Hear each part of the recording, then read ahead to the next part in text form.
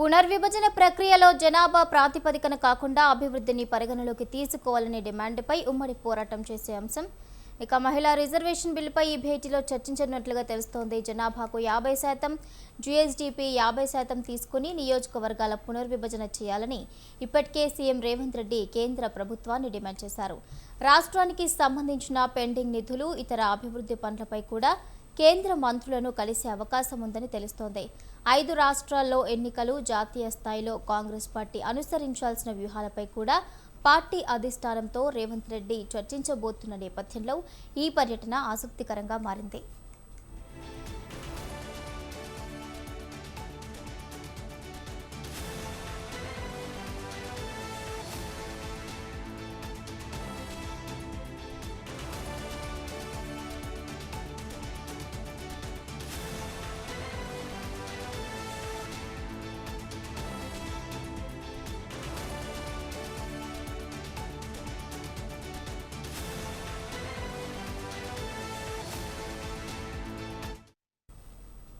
ఇక ఇదే అంశానికి సంబంధించి మరింత సమాచారం మా ప్రతినిధి సవిన్ అందిస్తారు.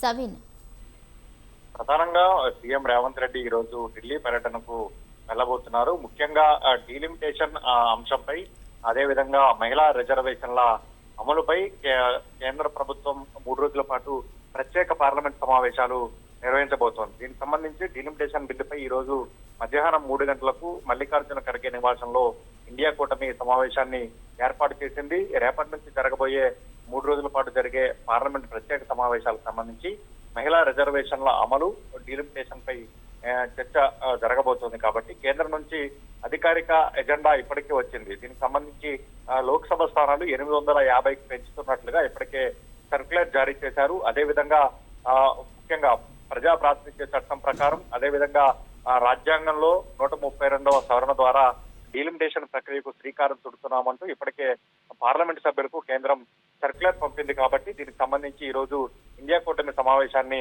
ఏర్పాటు చేయబోతోంది. ప్రధానంగా ఇండియా కూటమి ప్రస్తుతం దేశంలో అంటే కాంగ్రెస్ పార్టీ 3 రాష్ట్రాల్లో అధికారంలో ఉంటే అందులో 2 దక్షిణాది రాష్ట్రాలే ఉన్నాయి.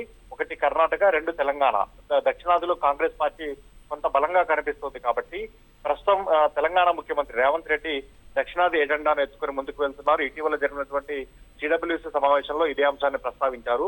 అయితే ప్రస్తుతం కేంద్ర ప్రభుత్వం చేపడుతున్నటువంటి డీలిమిటేషన్ తో 50% కోటా పెంపుతోటి దక్షిణాది రాష్ట్రాలకు మరింత అన్యాయం జరుగుతుంది, తీవ్ర అన్యాయం జరుగుతుందనే అంశాన్ని ప్రధానంగా రేవంత్ రెడ్డి తెరపైకి తీసుకొస్తున్నారు. దక్షిణాది రాష్ట్రాలన్నీ ఏకం కావాలంటూ పిలుపునిస్తున్నారు. నిన్న కూడా ప్రధానమంత్రి నరేంద్ర మోడీకి రేవంత్ రెడ్డి లేఖ రాశారు.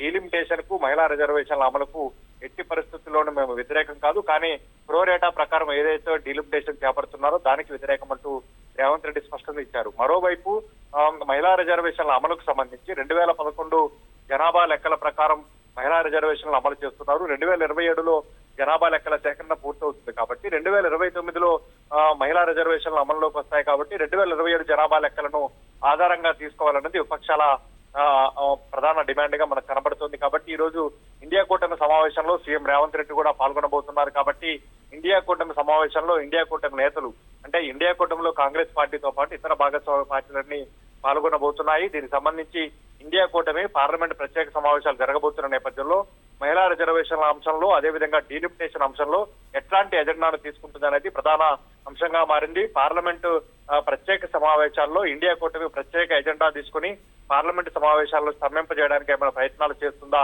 లేకపోతే ఇండియా కూటమి ప్రభుత్వానికి ఎట్లాంటి సూచనలు, ప్రతిపాదనలు చేస్తుందా అనేది ఇక్కడ ప్రధాన అంశంగా మారిందని చెప్పుకోవచ్చు. ఓవరాల్ గా మరోవైపు బీజేపీ మాత్రం ఎట్టి పరిస్థితుల్లోనూ డీలిమిటేషన్ చేసి తీరుతామంటూ ఇప్పటికే స్పష్టతనిచ్చింది.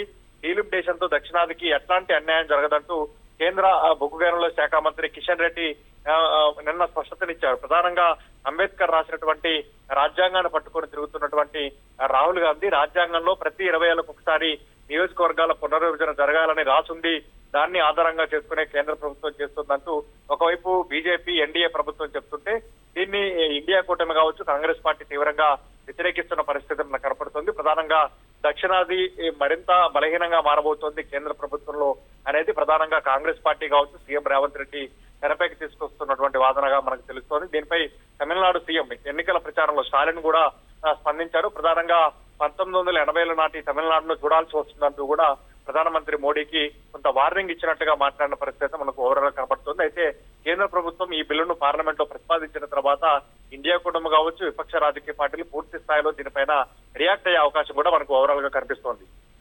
Right, okay, thank you సవిన్, thank you for the updates.